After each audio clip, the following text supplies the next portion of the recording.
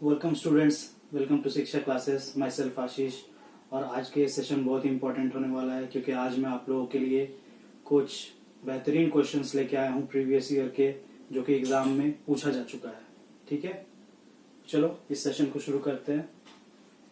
तो the first question is, if a plus b plus c equals 2, comma 1 by a plus 1 by b plus 1 by c equals 0, a cube plus b cube plus c cube equals 28 and abc equals to 4, then find the value of a square plus b square plus c square।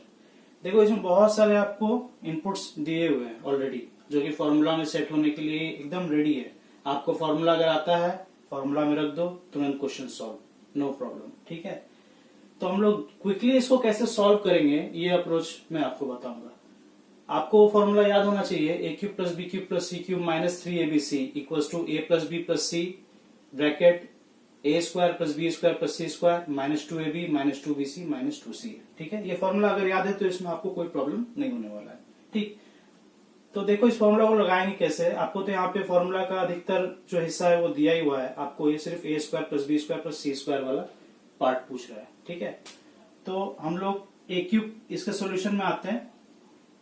Formula होता है, अगर नहीं पता है आपको तो लिख देता हूं, आई होप आप लोगों को पता होगा। A cube plus b cube plus c cube minus 3abc equals a plus b plus c, इधर लिख रहा हूं ब्रैकेट में a square plus b square plus c square minus a b minus b c minus c a, ये formula होता है। ठीक है, तो आप देखो आपको ये वाला हिस्सा दिया हुआ है। ठीक, अच्छा ए बी सी भी दिया हुआ है तो 3abc निकाल लेंगे, कोई प्रॉब्लम नहीं होगा। ए प्लस बी प्लस सी भी दिया हुआ है, ये वाला पार्ट जो है A B B C C a, ये वाला नहीं दिया हुआ है, तो इसी को जस्ट हम लोग कैलकुलेट करना है, बाकी तुरंत सर आंसर आ जाएगा। ठीक है, तो चलो कैलकुलेट करते हैं। ये क्वेश्चन आप नोट कर लो तो बेहतर होगा, क्योंकि बोर्ड पे जगह नहीं है, इसलिए मैं क्या कर रहा हूं, क्वेश्चन को मिटा रहा हूं। ठीक है, तो फिर से इसको करेंगे। मेरे पास क्वेश्चन लिखा ही हुआ है,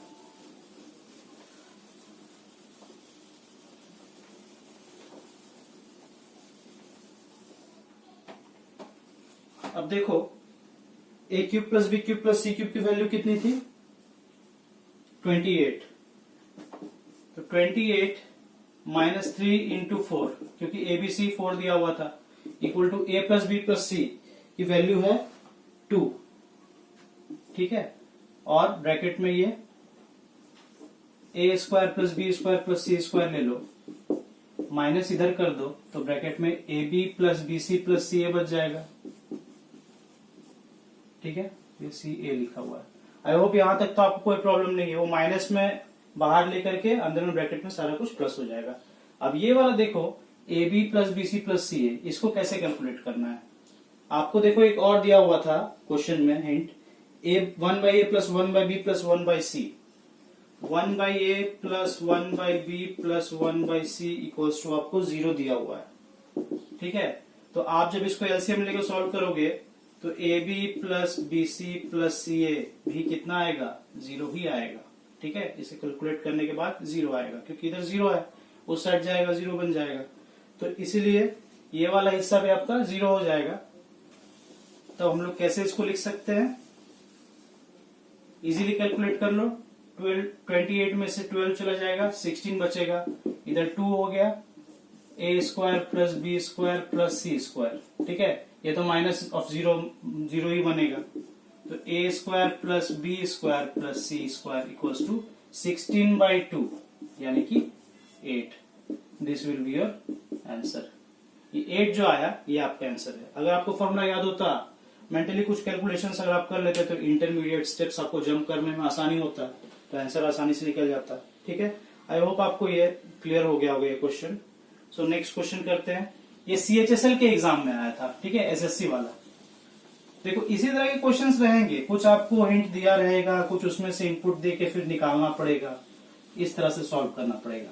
एग्जाम में इतना लिखना नहीं रहता है, ये मैं आपको एक्सप्लेन कर रहा हूं, इसलिए मैं आपको बताने की कोशिश कर रहा हूं कि कैसे डिटेल्स में आपको ये कर सकते थे। ठीक है, नेक्स्ट क्वेश्चन लेते हैं, ये भी सीएचएसएल में ही आया था question, if cot a equals k then sine a equals to, cot a की वैल्यू के दी रखी है, ठीक है, तो साइन ए आपसे पूछ रहा है क्या होगा, साइन ए पूछ रहा है क्या होगा, एकदम इजी है निकालना। आपको ये मैंने ट्रिग्नोमेट्री क्लासेस में बताया भी था कि इस तरह के क्वेश्चंस में हम लोग क्या करते हैं, ट्राइंगल से कैलकुलेट करते हैं।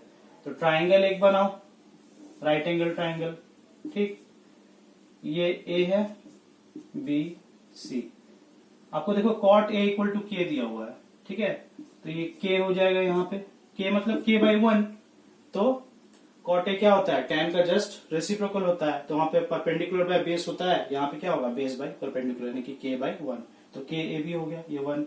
अब ये वाला कितना हो जाएगा, सब लोग बोल सकते हैं 1 प्लस के स्क्वायर, पाइथागोरस थ्योरम के हिसाब से ये 1 प्लस के स्क्वायर हो जाएगा। देयरफॉर साइन ए की वैल्यू कितनी होगी, साइन ए आप बता सकते हो यहाँ से p बाई एच, यानी कि 1 बाई रूट ओवर 1 प्लस के स्क्वायर, ठीक है। देखो कितना आसान सा क्वेश्चन था, ज्यादा कुछ नहीं दिमाग इसमें लगाना है, बस आपको ट्राइंगल पता होना चाहिए कॉट ए, और आपको रेशियो का मतलब रेशियो कौन सा है वो पता होना चाहिए, बस आसानी से निकल जाएगा। साइन के लिए आपको कॉस ए बोलता तो भी आप आसानी से निकाल लेते, ठीक है, बेस बाई हाइपोटेन्यूज करके, तो उस केस में के बाई रूट ओवर 1 प्लस के स्क्वायर आंसर हो जाता, ठीक।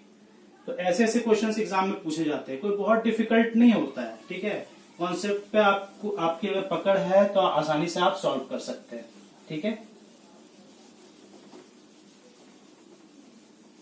और एक बार ये सारे क्वेश्चंस आप प्रैक्टिस करना शुरू करोगे तो आप देखोगे कि डिफिकल्ट क्वेश्चन भी आसानी से आप लगा पा रहे हो, ठीक, आसान तरीके से करवाऊंगा आपको।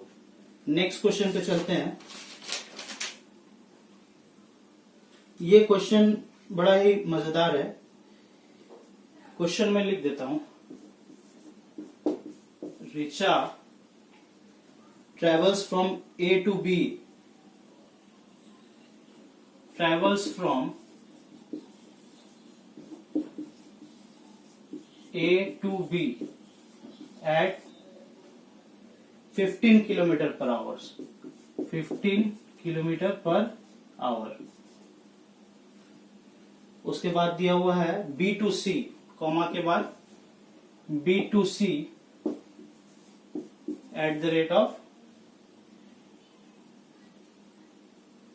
20 kilometre per hour, 20 kilometre per hour, and C to D at the rate of 30 kilometre per hour, ठीक, 30 किलोमीटर पर आवर। अगर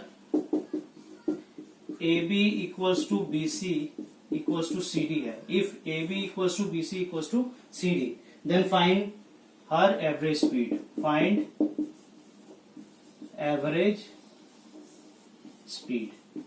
आपको एवरेज स्पीड निकाल के बताना है कि ये जो अलग अलग पॉइंट्स के थ्रू हो करके रिचा ट्रेवल कर रही है तो इसका एवरेज स्पीड कितना होगा। देखो एक हिंट आपको सबसे बढ़िया दे ही दिया क्वेश्चन में, ए B equal to B C equal to C D, मतलब इस स्टेटमेंट का मतलब क्या हुआ मैं आपको आसान तरीके से एक्सप्लेन करके बताता हूं, ठीक है।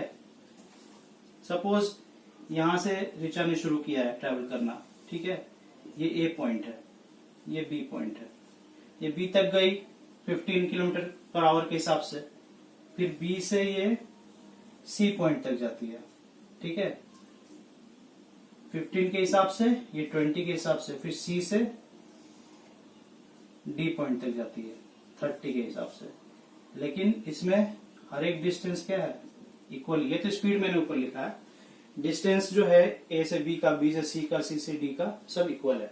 तो अगर आप बताओ यहाँ पे बच्चों कि अगर आप पूरा डिस्टेंस x किलोमीटर ले रहे हो, पूरा डिस्टेंस x किलोमीटर ले रहे हो, तो ए बी, बी सी और सी डी कितना होगा, 1/3 होगा, ठीक है।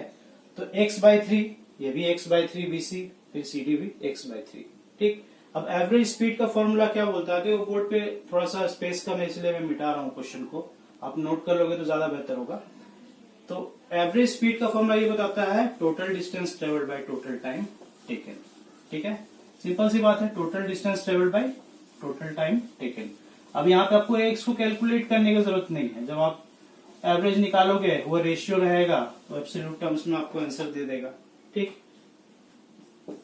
तो average speed, total distance x kilometre है, टोटल टाइम टेकन। ठीक है, टाइम का फॉर्मूला क्या होता है, डिस्टेंस बाय स्पीड, तो डिस्टेंस x बाई 3, 1/3 है ना, तो x बाई 3 इंटू 15 हो जाएगा। कैसे निकाले ये मैंने निकाला है डिस्टेंस डिवाइड बाय स्पीड, तो डिस्टेंस तो 1/3 था, स्पीड 15 है, तो वो रेसिप्रोकल में ये नीचे में इंटू हो जाएगा जब डिवाइड करेंगे तो। उसके बाद x बाई 3 ये उसी तरह से 20, फिर x बाई 3 लाइकवाइज 30। यहां तक आप लोगों को क्लियर हुआ? ठीक है, अब देखो इसको जब एलसीएम लेके कैलकुलेट करोगे तो इसका एलसीएम आएगा 180। ठीक है, ये x बाई ये इधर एलसीएम आ जाएगा 180, ये हो जाएगा 45, यानी कि 4x plus 3x plus 2x। ठीक है, अब ये थोड़ा सा इसको मिटा रहा हूं। इस डायग्राम को अगर आप समझ गए तो आपको समझ आ जाएगा कि वो इक्वल डिस्टेंस मतलब ये x बाई 3 करके कैसे ले रहे हैं। ठीक, जो कि मैंने आपको बता ही दिया। अब देखो ये 180 ऊपर चला जाएगा। ठीक, और ये 4 3 7 2 9x, तो ये आपका एवरेज स्पीड कितना हो जाएगा 20 किलोमीटर पर आवर। ओके, ये समझ आया सबको 20 किलोमीटर आवर कैसे निकला पर आवर। देखो इसमें एक चीज ध्यान रखना, क्वेश्चन में जब भी आपको अगर दिया रहेगा कि आपको मीटर पर सेकेंड या इस तरह का कुछ यूनिट दिया हुआ है तो आपको स्टैंडर्ड यूनिट में कन्वर्ट कर लेना होगा। ठीक है, कन्वर्ट करते ही आपको कैलकुलेशन आसान हो जाएगा। तो इसी तरह के क्वेश्चन एग्जाम्स में आते हैं। ठीक है, और आप इस तरह से अगर थोड़ा सा भी एलसीएम लेने में फास्ट कैलकुलेशन कर सकते हैं तो तुरंत आप मेंटली भी कैलकुलेट कर सकते हो। ठीक है, तो इस क्वेश्चन को मैं इरेज कर रहा हूं, ये भी एसएससी के एग्जाम्स में पूछा गया था। सारे प्रीवियस ईयर क्वेश्चंस आपको इसलिए करवा रहा हूं ताकि आपको एग्जाम के पहले कुछ आइडिया लग सके कि हाँ एग्जाम में इस तरह के क्वेश्चंस आते हैं। ठीक है, नेक्स्ट क्वेश्चन की तरफ चलते हैं। क्वेश्चन नंबर 4, ये बड़ा ही इंटरेस्टिंग क्वेश्चन है। ये एसएससी और रेलवे दोनों ही एग्जाम्स में पूछा जाता है, कई बार इस तरह के क्वेश्चन आते हैं। If each edge of a cube is increased by 10%, if each edge of a cube is increased by 10%, then the percentage increase in its surface area. Then the percentage increase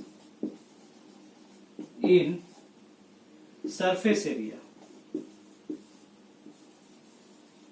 is, अब आपको options भी दिए हुए हैं इसमें 20, 19, 21, 22, 20%, 19%, 21%, 22%।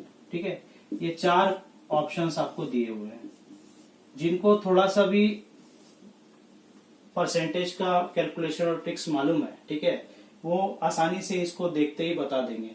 ठीक है, और जिनको नहीं मालूम है मैं एक सेपरेट क्लास में मतलब कि एक वीडियो बनाऊंगा, सेपरेट क्लास परसेंटेज का, उसमें डिटेल्स में बताऊंगा कि सक्सेसिव परसेंटेज चेंज क्या होता है, इसको आप competitive exam as a trick कैसे यूज कर सकते हैं, आसानी से इंटरमीडिएट स्टेप्स को जंप करके कैलकुलेशन को आसान कैसे बना सकते हैं। ठीक है, तो फिलहाल के लिए ये क्वेश्चन समझो, ये क्वेश्चन है क्या। क्वेश्चन देखो बहुत ही सिंपल सा क्वेश्चन है। ठीक, ये देखो एक क्यूब इस तरह का होता है जो मैं बना रहा हूं अभी। ठीक है, थोड़ा सा ऊपर नीचे हो सकता है डायग्राम।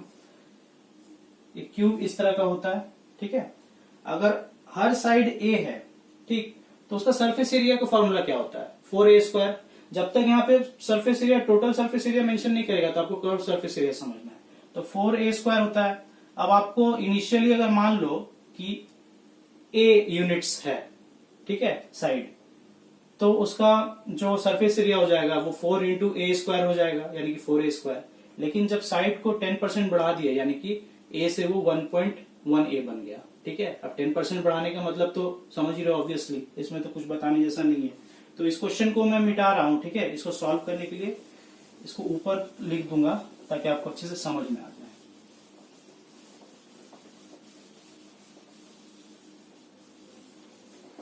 ठीक है, देखो तो ए जब लेता हूं पहले सॉल्यूशन में, इनिशियली साइड अगर मैं ए ले रहा हूं, ठीक है, नीचे हो रहा है क्या, ए यूनिट्स ले रहा हूं, तो एरिया कितना हो जाएगा, A1 डिनोट कर रहा हूं मैं, ठीक है, 4A², और फिर न्यू साइड होगा 1.1A, क्योंकि 10% इंक्रीज है, तो एरिया 2 कितना हो जाएगा, 4 इंटू 1.1A का होल स्क्वायर, यानी कि 4.84A², ठीक है। 1.1 का स्क्वायर होता है 1 to 1, और उसको 4 से मल्टीप्लाई करोगे तो 4.84 हो जाएगा, ठीक। तो अब देखो यहां से आगे कैसे बढ़ेंगे, सिंपली आपको मालूम है परसेंटेज के चैप्टर में आप लोग सीख के आए होंगे स्कूल के टाइम से ही कि चेंज बाय इनिशियल इंटू 100 होता है परसेंटेज चेंज। देयरफॉर अगर आप लिखोगे परसेंटेज चेंज, ठीक है, हैंडराइटिंग हो सकता है दूर से थोड़ा सा छोटा दिख रहा हो, लेकिन मैं आपको बोल बोल के वो आपको करवा दूंगा, ठीक है। कोशिश कर रहा हूं बड़ा बड़ा लिखने का। तो 4.484A², 4.84 माइनस 4, ये A² यहाँ हो जाएगा, ये चेंज निकालने के लिए, और इनिशियली कितना था 4A², A² से A² कैंसिल हो गया, इंटू 100 है ये, ठीक। तो 4.84 में से 4 गया तो 0.84 बचेगा, डिवाइडेड बाय 4 इंटू 100, ठीक है। अब पॉइंट हटाओगे तो नीचे 100 आ जाएगा, यानी कि 100 से 100 कैंसिल हुआ, ये 21 times, therefore 21%, option will be C, ठीक है। तो 21% यहाँ पे इंक्रीमेंट आपको देखने को मिलेगा, ठीक है। थोड़ा सा देखो, इसको समझो, तब तक मैं थोड़ा सा पानी पी लेता हूं।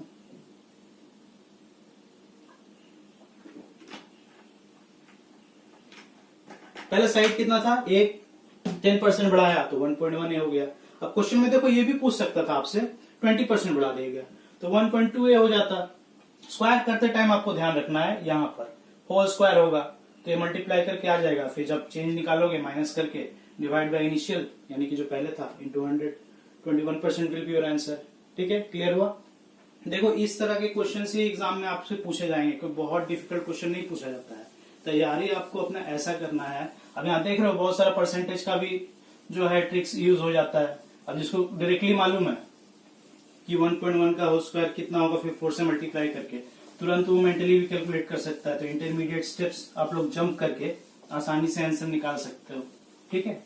तो ये सब चीज आप छोटी छोटी चीजों का ध्यान रखोगे, तब जाके आप एक बेहतर स्टूडेंट बनते हो और आपको अच्छे मार्क्स एग्जाम में भी मिलते हैं, ठीक। तो नेक्स्ट क्वेश्चन की तरफ चलते हैं। अब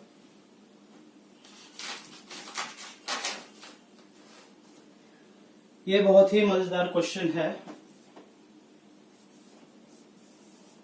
क्वेश्चन नंबर 5, ठीक है। आप इस वीडियो को 1.25 पे भी चला कर देख सकते हो, क्योंकि मैं थोड़ा सा आराम से समझाता हूं, ठीक है। उसमें आपका टाइम सेव होगा। ये क्वेश्चन बहुत इंपॉर्टेंट भी है, क्योंकि इस तरह के क्वेश्चन हमेशा पूछे जाते हैं एसएससी एग्जाम्स में, तो खास करके। A person sold an article at a loss of 8%। एक पर्सन है, वो एक आर्टिकल को एक लॉस पे बेचता है, ठीक है। मैं शॉर्ट में क्वेश्चन को लिख रहा हूं, ठीक है, आपको बोल के बता दूंगा, क्योंकि क्वेश्चन लिखने में भी बहुत टाइम जाता है, ठीक है, बहुत लंबा चौड़ा क्वेश्चन है। एक पर्सन एक आर्टिकल है, आर्टिकल मतलब कोई सा भी सामान, उसको बेचता है, सेल करता है, सेल कर रहा है, ठीक है, 8% लॉस में, ठीक। और बोल रहा है कि अगर वो उस आर्टिकल को, उसी आर्टिकल को जिसको वो 8% लॉस में बेचा है, उसको अगर वो 10.5% गेन में बेचा होता, अगर उसी आर्टिकल को, सेम आर्टिकल को वो बेचा होता 10.5% गेन में, मतलब फायदे में, तो उसको सीधे सीधे कितने रुपए का फायदा होता, 37 रुपीज का। तो उसको गेन होता ₹37 का, ठीक है। तो आपको बताना है कि सीपी कितना है, तो सीपी आपको बताना है कितना है। क्वेश्चन सबको समझ में आया? पहले तो ये बताओ क्वेश्चन आप लोगों को समझ में आया कि नहीं। एकदम इजी क्वेश्चन है, बस इसको तरीका आपको यदि मालूम पड़ गया तो तुरंत आपको बिना पेन उठाए ये क्वेश्चन लगा सकते हो। ठीक है, कैसे लगाओगे मैं बताता हूँ। आप देखो ध्यान से, एक सामान है, कोई सा भी सामान है, उसको बेचा जा रहा है 8% लॉस में, मतलब जितने में खरीदा उससे 8% कम में। अगर उसी आर्टिकल को वो 10.5% गेन में बेचता, कॉस्ट प्राइस के ऊपर 10.5% लगा के बेचता, तो टोटल उसका जो फायदा हुआ होता, टोटल फायदा मतलब कि रुपीज में, एब्सोल्यूट नंबर्स में 37 रुपीज का होता। तो उसका कॉस्ट प्राइस उस आर्टिकल का है कितना। ठीक है, ये परसेंटेज का सवाल है, प्रॉफिट एंड लॉस का सवाल है ही नहीं। बेसिकली परसेंटेज मालूम है, तुरंत निकल जाएगा आंसर। ठीक है, तो ये क्वेश्चन को मैं थोड़ा सा इरेज कर रहा हूं ताकि लिखने की जगह हो जाए, फिर आपको मैं समझाता हूं कि क्वेश्चन को कितना आसानी से कर सकते थे। कैलकुलेशन करना भी एक आर्ट है। ठीक है, ऐसा नहीं है कि सभी लोग एकदम एग्जैक्टली कैलकुलेट कर ही लेते हैं। एग्जाम में जाके यहाँ सोचते कुछ और है, प्रैक्टिस करते समय एग्जाम में जाते हैं वो कुछ और जाता है। ठीक, कैसे इसको करेंगे, देखो हम लोग सीपी लिख रहे हैं। ठीक है, सीपी कॉस्ट प्राइस, सीपी का मतलब कॉस्ट प्राइस। हम लोग सीपी यहाँ पे खड़े हैं, पीछे जा रहे हैं इस तरफ, 8% लॉस हो रहा है। ठीक है, इसको समझो, मैं इसी तरीके से आपको बता रहा हूँ। आगे की तरफ पढ़ेंगे फायदा करने के लिए, 8% ये लॉस में जा रहा है, आगे की तरफ फायदा करने के लिए पढ़ेंगे 10.5%। ठीक है, अब आपको बोला जा रहा है कि 8% में लॉस में बेचा, अगर वो उसको 10.5% गेन में बेचता तो कितना रुपया उसको फायदा होता, मतलब 37 रुपीज का फायदा होता। ठीक है, 37 का। ठीक, तो आप देखो ये 8% लॉस, मतलब इस पॉइंट से आपको कहां तक जाना पड़ रहा है, 10.5% गेन तक जाना पड़ रहा है। इन टर्म्स ऑफ परसेंटेज की बात कर रहा हूं। तो 8% लॉस से अगर आपको 10.5% गेन तक जाना पड़ रहा है, इसका मतलब आपको टोटल जो परसेंटेज है उसको कैलकुलेट करने, मतलब उसको एड अप करने के बाद 37 रुपीज आएगा। ठीक, ये सबको समझ में आए के लिए पहले ये बोलो। ठीक है, एक बार फिर से बोल देता हूँ।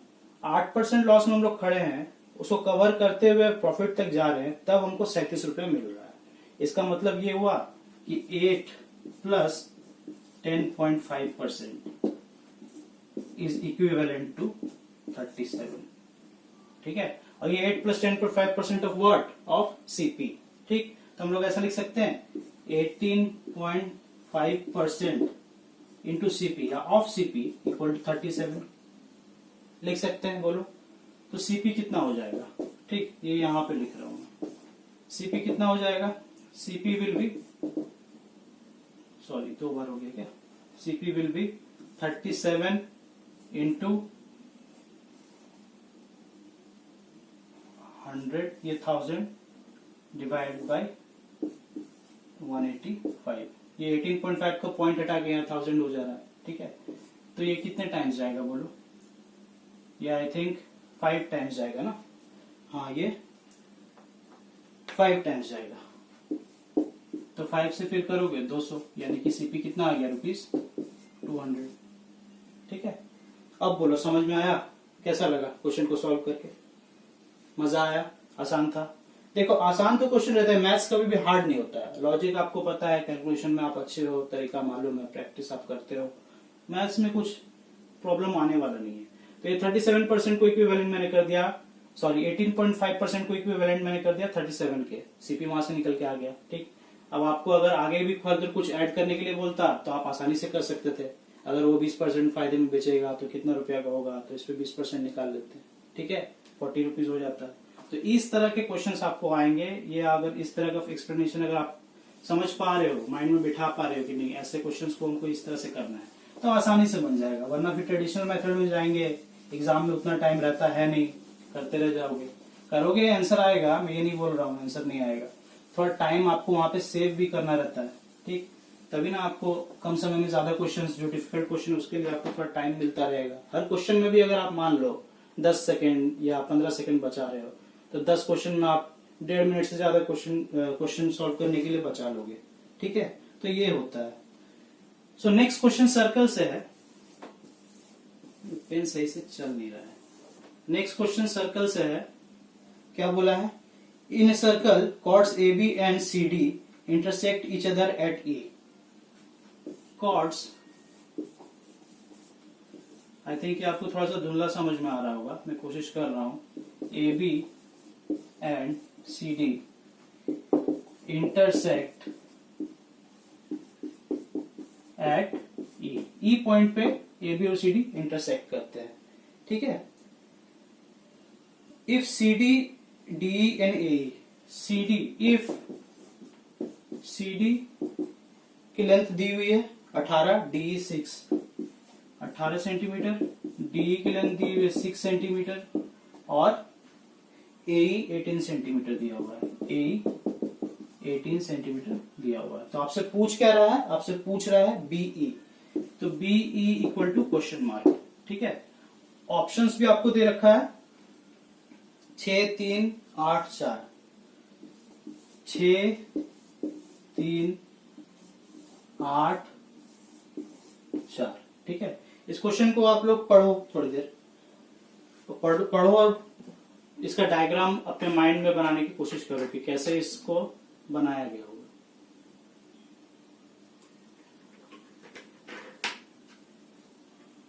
बहुत ही आसान सा क्वेश्चन है।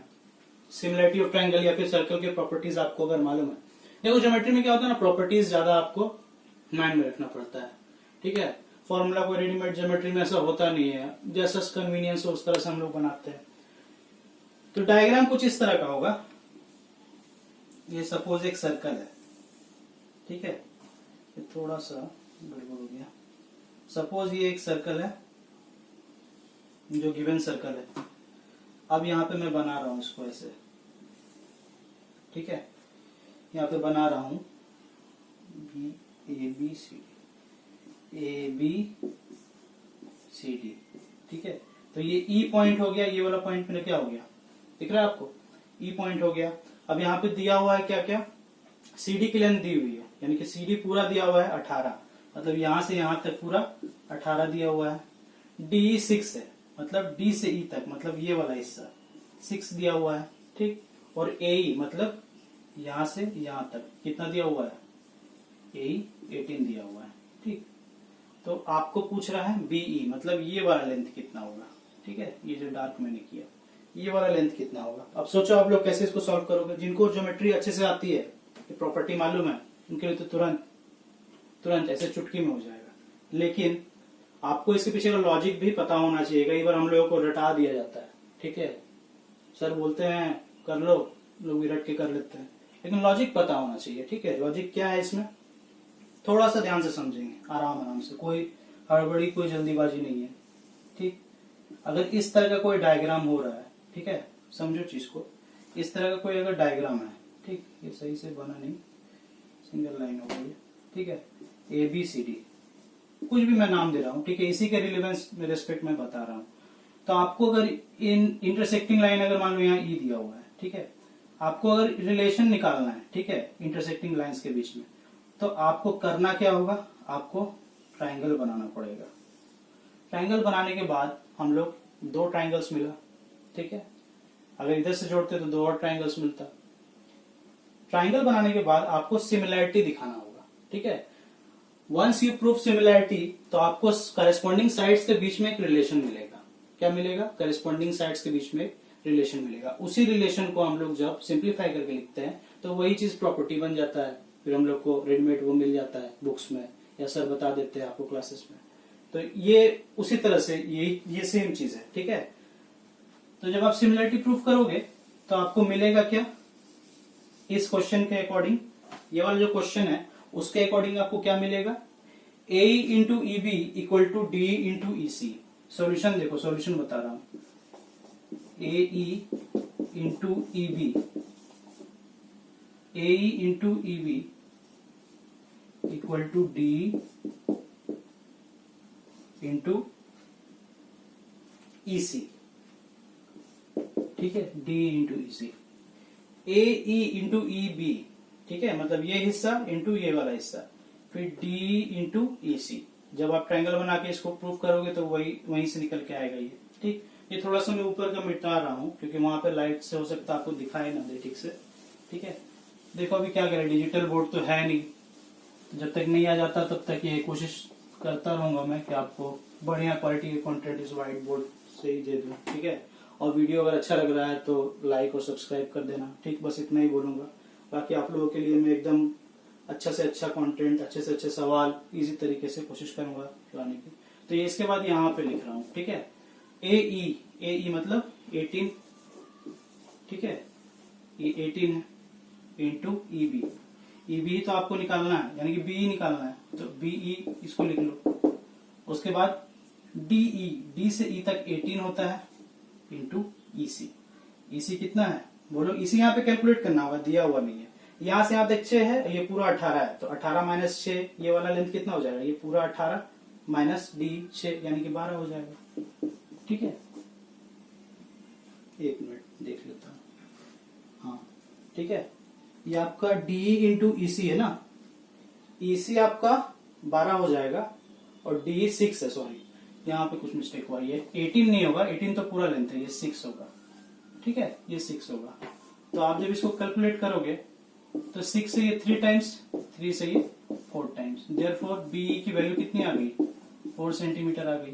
ठीक है, तो ये सर्कल का बड़ा अच्छा सवाल था और आसानी से हम लोगों ने इसको सॉल्व कर लिया। इसके पीछे प्रॉपर्टी आपको मैं बताया ना, कौन सा, सिमिलरिटी ऑफ ट्राइंगल्स के।